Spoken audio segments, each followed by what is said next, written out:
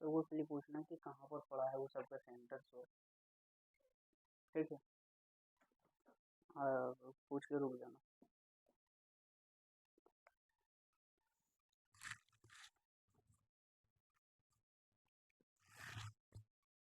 ठीक है, हेलो बच्चों, स्वागत है आपका अपने यूट्यूब चैनल एक्सपर्ट डिजिटल सेवा में। तो बच्चों आज हम लोग करने वाले हैं क्लास 9 के कुछ न्यूमेरिकल क्वेश्चन। तो चलिए देखते हैं। सबसे पहला क्वेश्चन 1 नंबर में क्या है। मतलब एक वस्तु 16 मीटर की दूरी 4 सेकंड में तय करती है तथा पुनः 16 मीटर की दूरी 2 सेकंड में तय करती है। तो बच्चों यहाँ पर सबसे पहले आपको देखिए पूछा क्या है। इसमें पूछा गया है कि आपको औसत चाल, तो औसत चाल का फॉर्मूला क्या होता है। तो औसत चाल को हम लोग बोलते हैं एवरेज स्पीड। तो औसत चाल का फॉर्मूला होता है, चलिए देख लेते हैं। औसत चाल इक्वल टू होता है कुल तय की गई दूरी बटा कुल समय। ठीक है बच्चों, चलिए सबसे पहले अब यहाँ पर देखिए कि मेरे D1 कितना है। तो D1 है 16 मीटर और T1 कितना है, T है 4 सेकेंड। फिर देखिए यहाँ D2 भी है, मतलब दूसरी दूरी भी है। तो D2 मेरा कितना हो जाएगा, D2 भी है 16 मीटर और T2 कितना है, T2 है 2 सेकेंड। ठीक है बच्चों, तो अब हम लोग फॉर्मूला में यहाँ पर पुट करते हैं। D1 औसत दूरी इक्वल टू होता है कुल दूरी। तो यहाँ लिखेंगे D1 plus D2 by S T1 plus T2। D1 मेरा कितना है 16 मीटर प्लस D2 कितना है 16 मीटर। ठीक है बच्चों, और नीचे T1 और T2। T1 मेरा कितना है, T1 देखिए यहाँ 4 सेकंड है तो 4 और T2 कितना है 2 सेकंड। तो यहाँ पर आपको 2 सेकंड लेना है। अब टोटल दूरी हो जाएगा आपका 32 मीटर और टाइम कितना हो जाएगा 6 सेकंड। अब जब इसको हम डिवाइड करेंगे 6 से तो 5 बार में और 5.33, तो ये आपका राइट आंसर क्या आ जाएगा 5.33 मीटर प्रति सेकेंड। ठीक है बच्चों, आपका औसत दूरी क्या आ गया 5.3 मीटर प्रति सेकेंड। चलिए नेक्स्ट क्वेश्चन में चलते हैं हम लोग।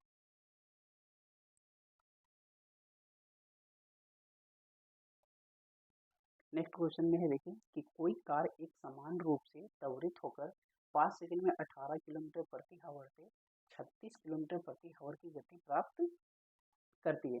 तो हम लोग को ज्ञात क्या करना है, एक तो सबसे पहले हम लोग को एक्सेलरेशन निकालना है। दूसरा इसमें बोला है कि कार द्वारा तय की गई कुल दूरी। तो चलिए एक्सेलरेशन बराबर सबसे पहले हम लोग देख लेते हैं हम लोग को क्या क्या मिला है। तो यहाँ पर सबसे पहले देखिए 5 सेकेंड आने की आप लोग को टाइम मिल गया। तो देख लेंगे हम लोग टाइम बराबर 5 सेकेंड। फिर आपको मिला है क्या u, u equal to 18 kilometre प्रति घंटा। फिर देखिए आपको यहाँ पर अंतिम दूरी भी है, अंतिम वेग भी है। तो यहाँ पर लिखेंगे v इक्वल टू 36 किलोमीटर प्रति घंटा बराबर। ठीक है, आप लोग को निकालना क्या है यहाँ पर एक्सेलरेशन। तो एक्सेलरेशन बराबर यहाँ क्या कर देंगे हम लोग वाट।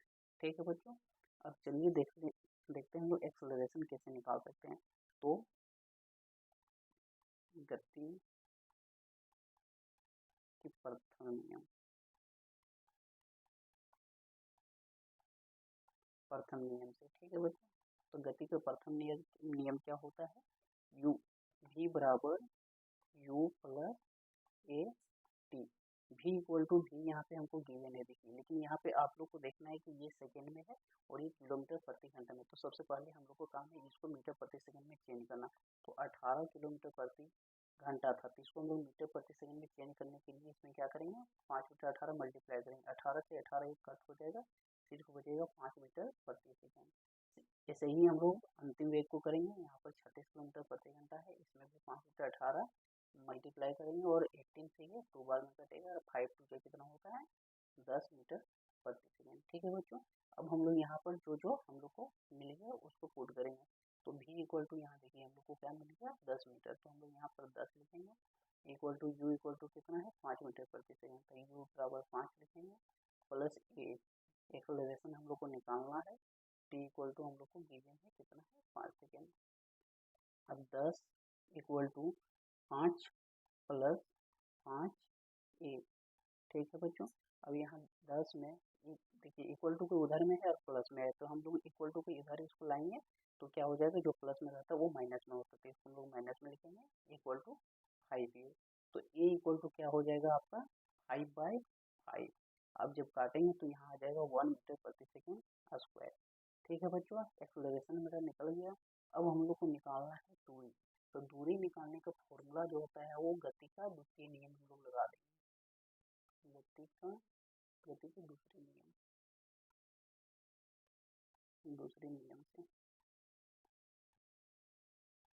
चलिए हम लोग गति का दूसरा नियम देखते हैं। दूसरा नियम क्या होता है, v square equal to u square plus 2as। तो v स्क्वायर भी हमको देखिए यहाँ गिवन है 10, तो यहाँ लिखेंगे 10 का स्क्वायर बराबर u कितना है 5, तो 5 का स्क्वायर प्लस 2 ए हम निकाल लेंगे, ये कितना निकला है मेरा 1 मीटर प्रति सेकेंड। तो यहाँ पर 1 पुट करेंगे, एस हमको निकालना है, एस को हम लोग बोलते हैं डिस्प्लेसमेंट।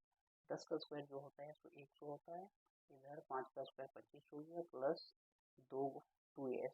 ठीक है बच्चों, अब यहाँ क्या करेंगे 100 है और इक्वल टू के उधर 25 है, तो इसको इक्वल टू उधर 25 से उसको इधर लाएंगे तो क्या हो जाएगा माइनस में आ जाएगा, इधर सिर्फ बचेगा 2s।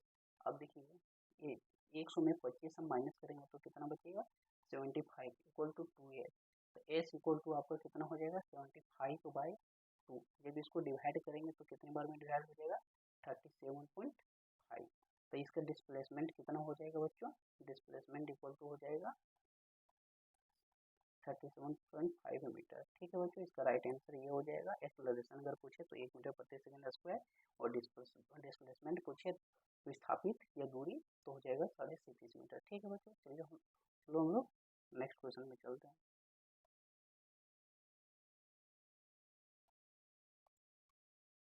नेक्स्ट क्वेश्चन है कि एक वस्तु का द्रव्यमान 10 kg है और पृथ्वी पर इसका भार कितना होगा। तो सबसे पहले द्रव्यमान को हम लोग इंग्लिश में बोलते हैं मास। ठीक है बच्चों, तो यहाँ पर लिख लेंगे द्रव्यमान m इक्वल टू कितना दिया है, m इक्वल टू बच्चों एक सेकेंड, m इक्वल टू दिया गया है 10 kg। ठीक है बच्चों, अब पृथ्वी पर इसका भार, तो देखिए भार इक्वल टू जो होता है सो होता है आपका फॉर्मूला m इंटू जी। m हमको यहाँ पर गिवन है कितना है 10 kg,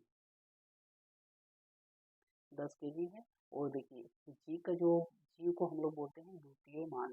द्वितीय मान का जो वैल्यू होता है सो 9.8 मीटर प्रति सेकेंड होता है द्वितीय मान। ठीक है बच्चों, तो 10 इंटू यहाँ पे 9.8, जब इसको मल्टीप्लाई करेंगे तो कितना आ जाएगा 98 न्यूटन। ठीक है बच्चों, तो इसका जो अगर कोई वस्तु 10 kg का है पृथ्वी पर तो उसका पृथ्वी पर भार कितना हो जाएगा 98 न्यूटन। तो इसका राइट आंसर हो जाएगा 98 न्यूटन। चलिए हम लोग नेक्स्ट क्वेश्चन पे चलते हैं।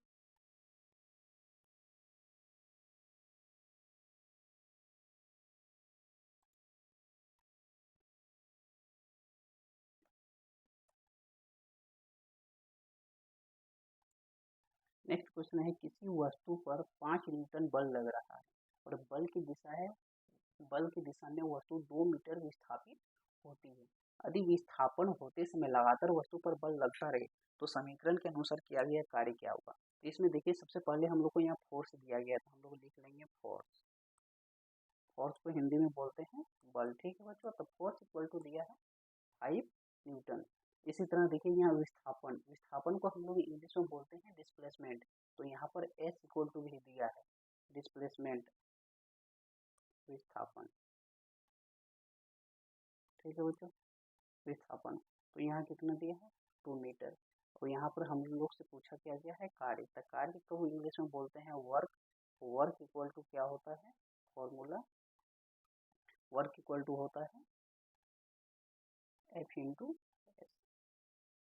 एफ का वैल्यू क्या है 5 न्यूटन और एस इक्वल टू कितना दिया गया है 2 मीटर। तो यहाँ लिख लेंगे 2 मीटर। इसका right answer work equal to हो जाएगा 10 10 न्यूटन मीटर, या हम लोग सिंपल से इसको बोल सकते हैं 10 जूल। ठीक है बच्चों, इसको बोल सकते हैं हम लोग 10 जूल।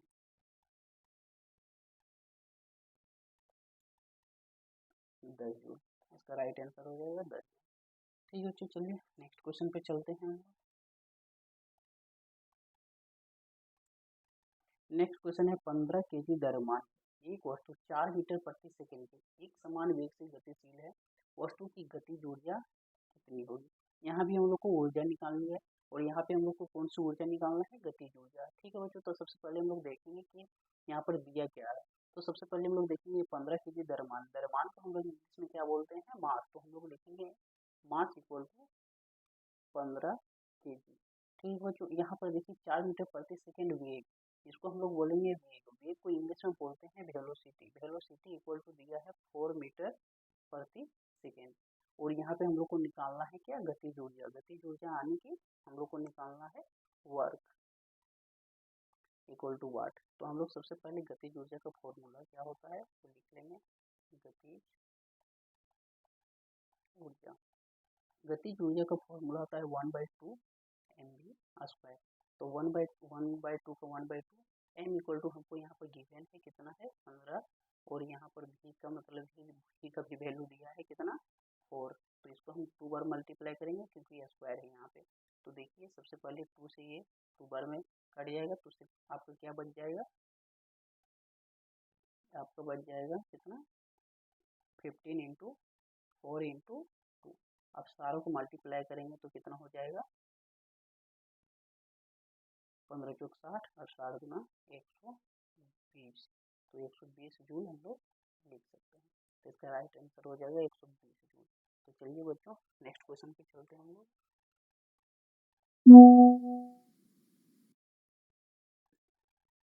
यहाँ पर देखिए बोला है क्या क्वेश्चन नंबर 6 में 12 केजी द्रव्यमान। फिर यहाँ पे देखिए द्रव्यमान का बात किया गया है, 12 केजी द्रव्यमान का। द्रव्यमान को हम लोग क्या बोलते हैं इंग्लिश में मास। तो हम लोग सिंपल से लिख लेंगे m इक्वल टू 12 केजी। और देखिए यहाँ पे क्या दिया गया, धरती से 6 मीटर की ऊंचाई, ऊंचाई को हम लोग बोलते हैं हाइट। तो यहाँ पर लिख लेंगे ऊंचाई इक्वल टू हाइट। इसका इससे हम h से डिनोट करते हैं तो हम h बराबर लिखेंगे 6 मीटर। ठीक है बच्चों, लेकिन इस बार हम लोग को निकालना क्या है, तो देखेंगे इस वस्तु में स्थितिज ऊर्जा। इस बार हम लोग को स्थितिज ऊर्जा निकालना है। तो यहाँ पर स्थितिज ऊर्जा का फॉर्मूला हम लोग लगाएंगे। तो स्थितिज ऊर्जा का फॉर्मूला क्या होती है, हम लोग लिख लेंगे स्थितिज ऊर्जा बराबर वाट। अब ये इधर हम लोग बनाते हैं, तो स्थितिज ऊर्जा का जो फॉर्मूला होती है वो क्या होती है mgh होता है। m का वैल्यू दिया हुआ है, कितना दिया है 12। g का वैल्यू हम लोग जानते ही है, g का वैल्यू होता है 9.8 मीटर प्रति सेकेंड स्क्वायर। तो यहाँ पर हम लोग लिखेंगे 9.8, और h का वैल्यू हम लोग को यहाँ पे दिया हुआ है कितना है 6। तो हम लोग सारों को क्या करेंगे मल्टीप्लाई कर देंगे। ठीक है, तो यहाँ पर हम लोग लिख लेंगे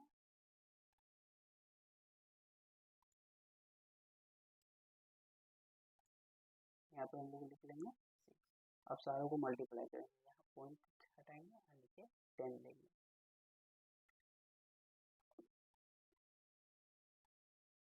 यहाँ पॉइंट हटाकर हम लोग क्या करेंगे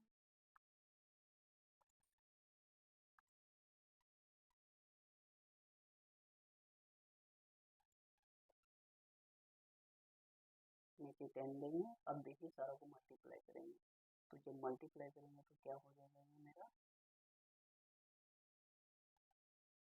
12 से 72 इंटू 9.9, ये तो हटा चुके हैं तो यहाँ पर हो जाएगा 10। इसको आप लोग मल्टीप्लाई कर लीजिएगा। ठीक है, इतना आपका आंसर हो जाएगा। ठीक है बच्चों, चलिए नेक्स्ट क्वेश्चन पे चलते हैं हम लोग।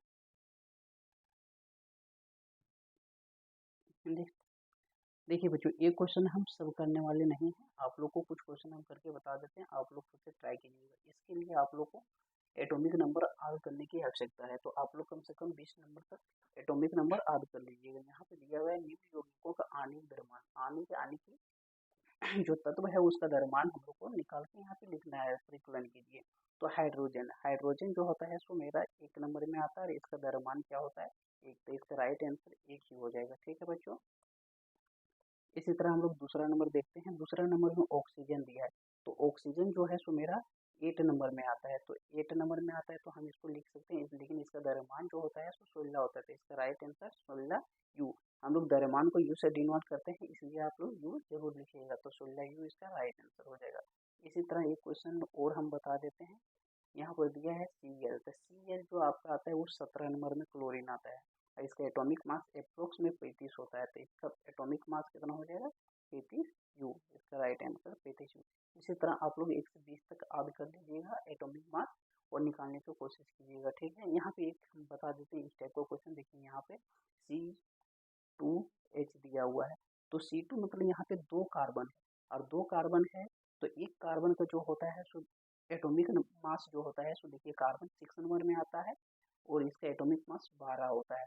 यहाँ पर 2 कार्बन है तो यहाँ पर 12 गुना 24 हो जाएगा। तो 24 यू और प्लस यहाँ पर हाइड्रोजन के थ्रू है 1, तो इसका एटॉमिक मास क्या होता है 1। तो यहाँ जब दोनों को जोड़ेंगे तो कितना हो जाएगा मेरा 25 यू। तो इसका राइट आंसर 25 यू हो जाएगा। इसी तरह आप लोग कोशिश कीजिएगा सारा बनाने का। ठीक बच्चों, चलिए हम लोग आगे चलते हैं। आप लोग के लिए 2 क्वेश्चन हम छोड़ दिए हैं, एक कोशिश कीजिएगा आप लोग बनाने के लिए। अगला क्वेश्चन देखते हैं हम लोग क्या है।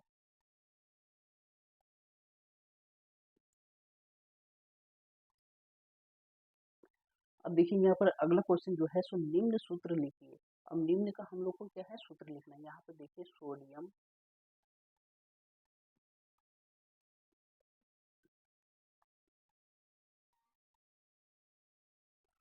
क्लोराइड है। अब सोडियम क्लोराइड, सोडियम जो आता है वो आपका कितना नंबर में आता है? 12 नंबर में। तो हम लोग यहाँ क्या लिखेंगे? सोडियम 12 नंबर में आता है। यहाँ सोडियम का जो सिंबल होता है, एक सेकेंड बच्चों, सोडियम का सिंबल जो होता है सो क्या होता है? Na, और ये आता है 12 नंबर में। अब क्लोराइड हम क्लोरीन से बनता है तो Cl लिखेंगे और Cl कितना में आता है?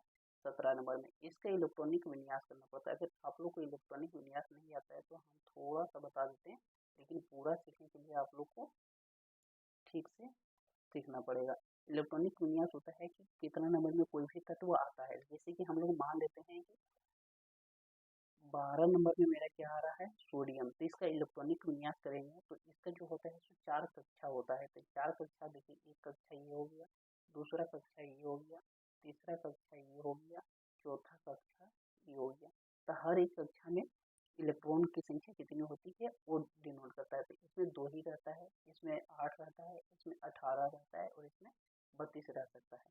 तो सबसे पहले हम लोग एक कक्षा में 2 देते हैं, फिर दूसरा कक्षा में 8 देते हैं, फिर तीसरा कक्षा में देखते हैं। यहाँ पर टोटल 12 है तो 2 और 8 10 हो गया। अब मेरे पास कितना बच गया? 2 8 10, तो 2 बच गया। तो ये इलेक्ट्रॉनिक विन्यास की संयोजकता होती है।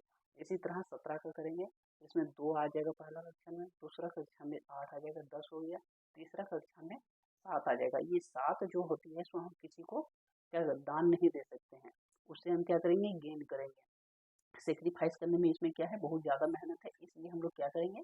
गेन करेंगे। तो इसमें अपना अष्टक पूरा करने के लिए इसमें हम लोग क्या करेंगे? एक ये किसी से ले लेगा, तो ये 2 किसी को दे देगा अपना अष्टक पूरा करने के लिए और ये क्या करेगा? एक किसी से ले लेगा। तो Na इसका इलेक्ट्रॉनिक विन्यास 2 निकल गया, Cl इसका इलेक्ट्रॉनिक विन्यास 1 निकल गया। फिर क्या करते हैं? इसको इधर से और इसको इधर से क्रॉस मल्टीप्लाई कर देते हैं। तो इसका जो फॉर्मूला बन के आता है वो क्या आता है? NaCl2। तो इसका फॉर्मूला हम लोग इसका सूत्र इसी तरह निकाल सकते हैं। तो आप लोग कोशिश कीजिएगा एल्यूमिनियम क्लोराइड का निकालने का। ठीक है बच्चों, हम लोग सारा नहीं निकालेंगे। चलिए देखते हैं नेक्स्ट क्वेश्चन।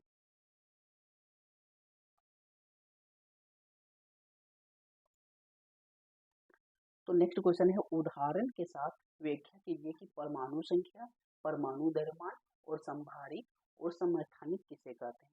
तो सबसे पहले हम लोग देख लेंगे एक नंबर में जो है आपका वो परमाणु संख्या है। तो परमाणु संख्या हम लोग किसे कहते हैं? परमाणु संख्या। परमाणु संख्या किसे कहते हैं? तो किसी परमाणु के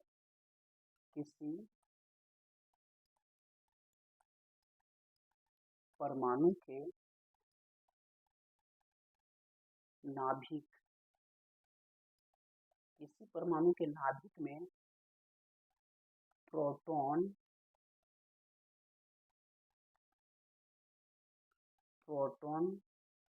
की संख्या परमाणु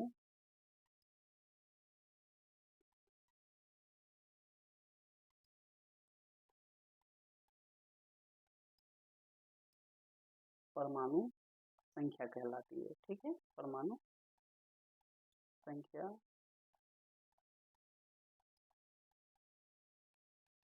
कहलाती है। ठीक है बच्चों, देखिए किसी परमाणु के नाभिक में जो प्रोटॉन होती है उसी को हम लोग बोलेंगे परमाणु संख्या। ठीक है बच्चों, चलिए नेक्स्ट क्वेश्चन हम लोग देख लेते हैं। अब आया कि द्रव्यमान, परमाणु द्रव्यमान किसे कहते हैं? तो परमाणु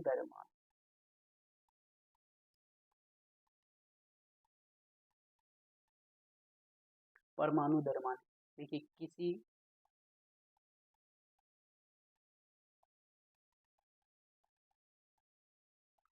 परमाणु के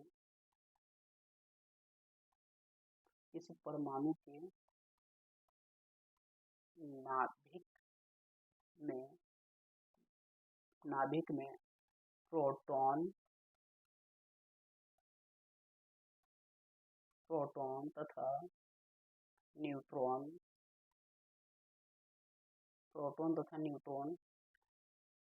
का योग को परमाणु द्रव्यमान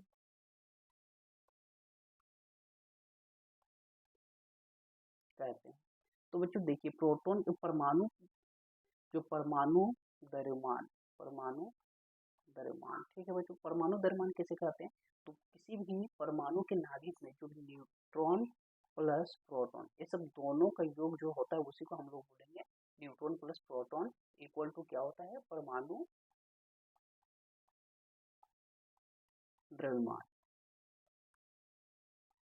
ठीक है बच्चों, अब चलिए हम लोग एक क्वेश्चन अगला एक और क्या पूछा है हम लोग देख लेते हैं, संभारिक और समस्थानिक। तो संभारिक और समस्थानिक कुछ बता देते हैं। ठीक है, देख लेते हैं संभारिक।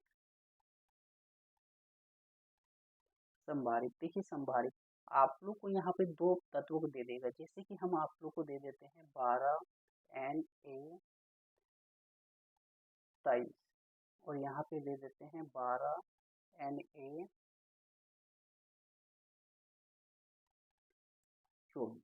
तो देखिए यहाँ पर इसको क्या बोलेंगे? परमाणु द्रव्यमान, और इसको क्या बोलेंगे? परमाणु संख्या। ये जो हो जाएगा आपको परमाणु संख्या है और ऊपर में जो है सो परमाणु द्रव्यमान है।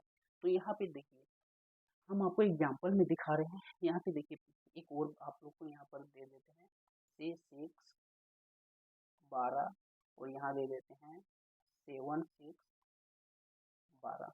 तो देखिए यहाँ पर परमाणु द्रव्यमान यहाँ पर इक्वल है, यहाँ भी इक्वल और यहाँ भी इक्वल। तो जो परमाणु द्रव्यमान जिसका इक्वल होता है उसको हम लोग बोलेंगे संभारिक। क्या बोलेंगे? संभारिक, जिसका परमाणु संख्या बराबर होता है। और जिसका परमाणु यहाँ पे सॉरी दोस्तों, यहाँ पर जिसका परमाणु द्रव्यमान बराबर होता है उसको बोलेंगे संभारिक, और जिसका परमाणु संख्या बराबर होता है उसको बोलेंगे समस्थानिक। तो आप लोग को समझ आ जाना चाहिए कि जिसकी परमाणु संख्या बराबर हो उसको बोलेंगे समस्थानिक, और जिसमें परमाणु द्रव्यमान बराबर हो उसको बोलेंगे संभारिक। ठीक है दोस्तों, चलिए इसमें समस्थानिक और संभारिक हम लोग दोनों समझ गए। संभारिक किसे बोलेंगे? तो जिसका परमाणु द्रव्यमान इक्वल होगा और जिसमें परमाणु नंबर यानी कि एटम नंबर जिसमें इक्वल होता है उसको बोलेंगे समस्थानिक। अब यहाँ हम आप लोग को थोड़ा सा कुछ अलग बता देते हैं, देख लीजिएगा, इतना में आप लोग को बता देते हैं। जैसे कि एक दिया है C6 12, तो इसमें आप लोग पूछ लेगा कि यहाँ पर प्रोटॉन कितना है, न्यूट्रॉन कितना है, इलेक्ट्रॉन कितना है, एटॉमिक नंबर कितना है, एटॉमिक मास कितना है। तो देखिए प्रोटॉन जो होता है उसको परमाणु क्रमांक या परमाणु संख्या जितना होता है उतना प्रोटॉन होता है। तो हम लोग यहाँ से लिख सकते हैं कि 6 जो मेरा है सो क्या है? प्रोटॉन की संख्या है। और यहाँ पर न्यूट्रॉन क्या होता है? न्यूट्रॉन यहाँ पर देखिए परमाणु द्रव्यमान न्यूट्रॉन प्लस प्रोटॉन दो चीज से मिलकर बनता है। तो प्रोटॉन मेरा कितना है? 6। तो अगर हम 12 में 6 घटा देंगे तो क्या मेरा बच जाएगा? 6। तो न्यूट्रॉन भी क्या हो जाएगा 6।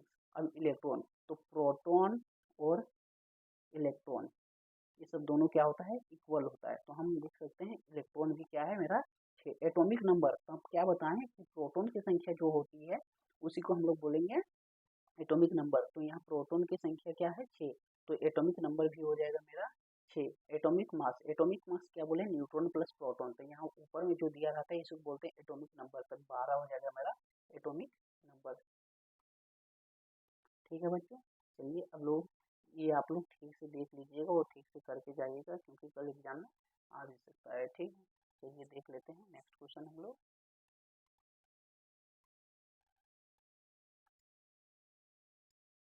नेक्स्ट क्वेश्चन है, एक रेसिंग कार एक समान त्वरण से 4 मीटर प्रति सेकंड स्क्वायर है गति प्रारंभ करने के 10 सेकंड पश्चात कितनी दूरी तय करेगी। तो चलिए हम लोग देख लेते हैं हम लोग को यहाँ पर क्या क्या दिया गया है और हम लोग को क्या निकालना है। तो यहाँ पर हम लोग को इतना जानिए कि हम लोग को निकालना क्या है। तो हम लोग को जो निकालना है वो भी निकालना है, आने की अंतिम वेग, और यू आने की हम लोग को प्रारंभिक वेग दिया गया है, इसको बोलते हैं अंतिम वेग, और इसको जो बोलते हैं वो बोलते हैं यू को हम लोग प्रारंभिक वेग, इसको बोलते हैं प्रारंभिक वेग। ठीक है बच्चों, तो यहाँ पर भी इक्वल टू हम लोग को निकालना है। यू देखिए एक समान त्वरण से चल रही है, तो मतलब पहले वो उसका जो स्टार्टिंग पॉइंट होगा वो 0 होगा, तो इसका आ जाएगा मेरा 0। ठीक है बच्चों, इसका आ जाएगा 0। अब यहाँ पे देखिए कि समय कितना दिया है t, तो t इक्वल टू दिया है 10 सेकेंड। अब हम लोग को निकालना है फॉर्मूला लगाकर, हम लोग इसमें एक फॉर्मूला पुट करेंगे जिसमें आ जाएगा मेरा सारा, तो हम लगा देंगे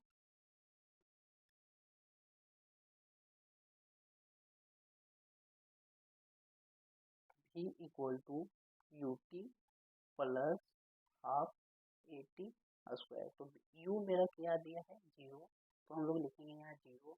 t इक्वल टू कितना दिया गया है, t इक्वल टू दिया गया है 10, और यहाँ पर प्लस a इक्वल टू दिया गया है कितना, यहाँ पर देख लेंगे 4 मीटर, तो यहाँ पर लिख लेते हैं इक्वल टू 4 मीटर प्रति सेकेंड स्क्वायर। ठीक है बच्चों, तो a इक्वल टू दिया है 4, t इक्वल टू दिया है 10 का स्क्वायर, तो हम लोग लिख लेंगे यहाँ पे। चलिए देख लेते हैं, 0 को 10 से मल्टीप्लाई करेंगे 0 ही हो जाएगा। ठीक है बच्चों, 0 को 10 से मल्टीप्लाई करेंगे क्या हो जाएगा 0 ही हो जाएगा।